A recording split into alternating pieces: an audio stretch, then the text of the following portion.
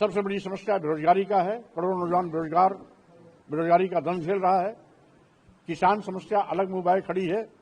3 साल से दिल्ली की सीमा पर किसान धरनारत हैं, लेकिन भाजपा सरकार आज तक न्यूनतम समर्थन मूल्य की घोषणा नहीं कर पाई है, जबकि इसने वादा किया था किसानों को लाभकारी मूल्य दिलाने का। वहीं दूसरी ओर आज महंगाई आसमान पर है, जिससे आम लोगों का जीवन दूभर हो गया है।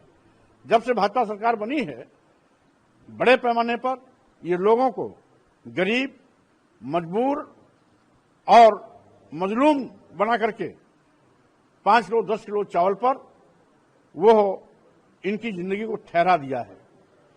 प्रधानमंत्री खुद कहते हैं हम 80 करोड़ लोगों को राशन देते हैं, 5 किलो 10 किलो चावल देते हैं। जिस देश में 80 करोड़ लोग की जिंदगी 5 किलो 10 किलो चावल के इर्द गिर्द घूमेगी, स्वाभाविक रूप से वो देश केवल गरीब ही नहीं है, बल्कि गरीबों का देश हो गया है। विश्व गुरु बनने का सपना दिखाने वाले माननीय प्रधानमंत्री जी गरीबी दूर करने से कतराते हैं। आज गरीबों की संख्या बेतहाशा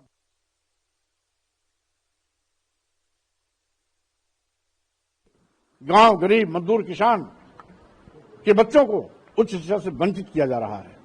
यही नहीं, इस सरकार ने सरकारी विभागों तक को निजी हाथों में बेचने में भी कोई गुरेज नहीं किया। जैसा कि देश के सभी बंदरगाह, एयरपोर्ट, एयर इंडिया, सभी रेलवे स्टेशन, कई दर्जन ट्रेनें, LIC जैसी बड़ी संस्था जो सभी लाभ में चल रहे थे, उसको अपने चहेते उद्योगपतियों के हवाले कर दिया। मैं कहना चाहता हूं, जिन विभागों में, जिन सरकारी संस्थानों, प्रतिष्ठानों में देश के नौजवानों को सरकारी नौकरियां मिलने की उम्मीदें हुआ करती थी, ये सरकार उनकी उम्मीदों पर भी पानी फेर रही है। सरकारी संपदा को भी निजी हाथों में दे रही है।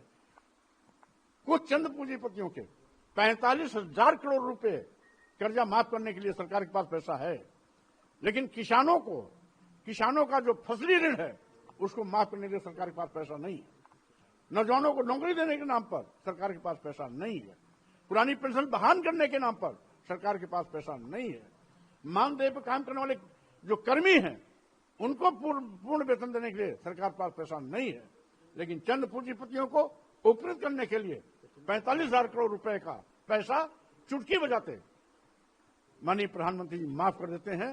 इसलिए मैं कहना चाहता हूं, आज यह सरकार इस देश के नौजवान, जनता, मजदूर, किसान, महिलाएं, गरीब के प्रति अपनी जवाबदेही सुनिश्चित न करके केवल कुछ थैलीशाहों के प्रति कृपालु बनी हुई है।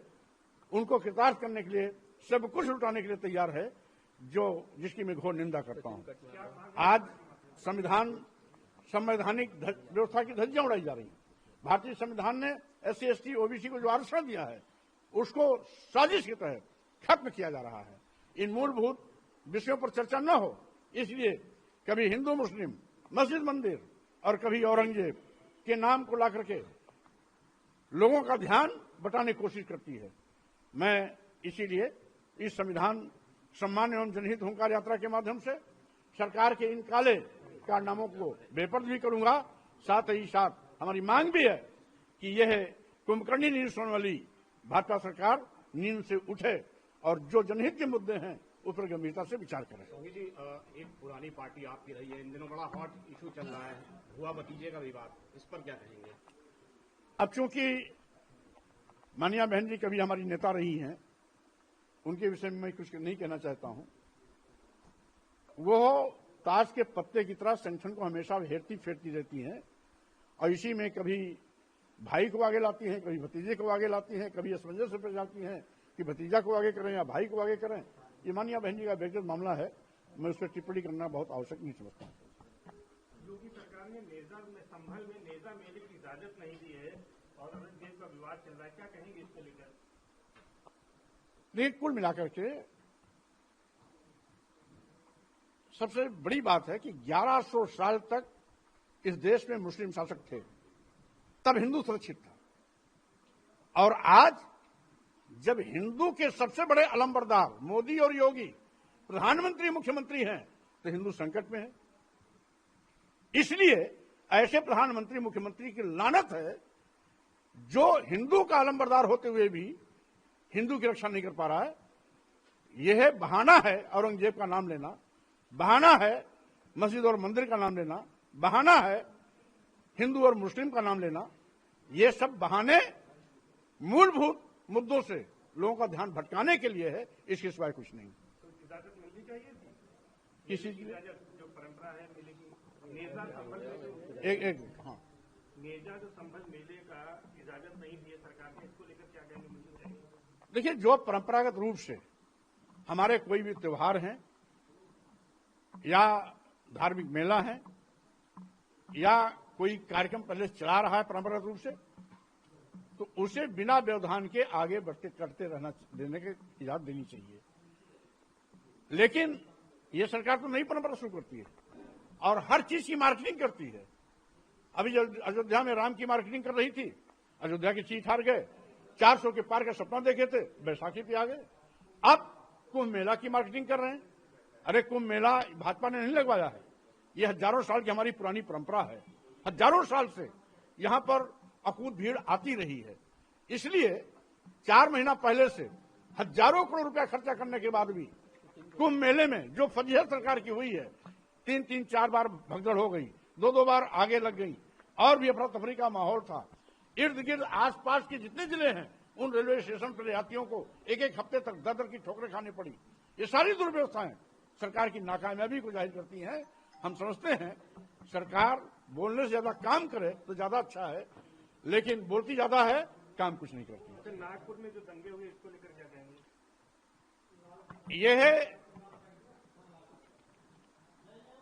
बहुत पहले तथागत बुद्ध ने एक संदेश दिया था, बैर को बैर से नहीं खत्म किया जा सकता। एक और तो कहते हैं औरंगजेब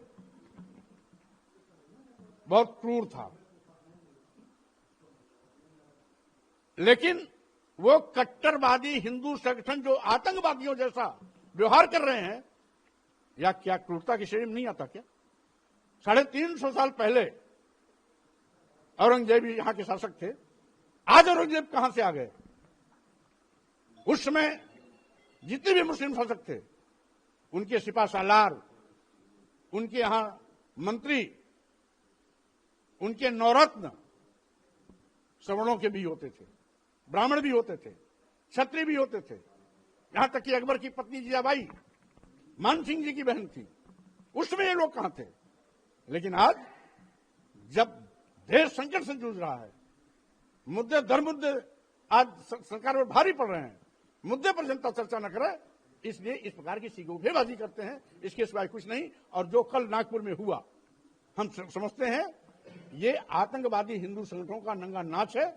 समय रहते अगर इसको कुचला नहीं गया तो ये है संविधान पर भारी पड़ेंगे, देश पर भारी पड़ेंगे। एक बार ऐसे ही अराजक तत्वों के नाते देश बढ़ चुका है, दोबारा भी इनकी काली करतूतों के चलते देश बढ़ने के कगार पे आ जाएगा।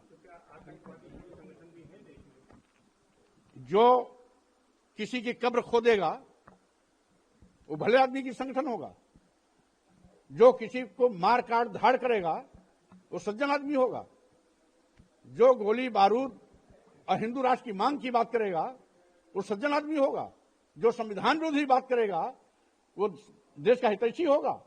आज जब हमारा भारतीय संविधान पंथ निरपेक्ष धर्मनिरपेक्ष की बात करता है तो हिंदू राष्ट्र की बात क्यों?